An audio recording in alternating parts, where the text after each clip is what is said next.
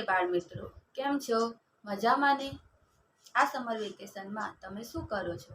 તો ચાલો ને આપણે શિક્ષણ કુંજ દ્વારા આયોજિત ઓનલાઈન ધમાચકડી સમર કેમ્પમાં વિજ્ઞાનના પ્રયોગો વિશે જાણીએ.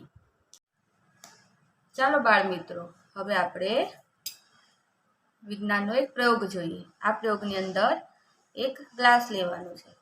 ગ્લાસની અંદર થોડું પાણી રેડો. પાણી રેડ્યા બાદ આ ગ્લાસની અંદર પેન્સિલ મૂકો. તો પેન્સિલ મૂકતા જ આપણને પેન્સિલ બાજુએથી જોતા તૂટેલી દેખાય છે. દેખાય છે ને બાળ મિત્રો? હા, પણ જ્યારે આ પેન્સિલને હું ગ્લાસમાંથી બહાર કાઢું છું તો પેન્સિલ આખી દેખાય છે.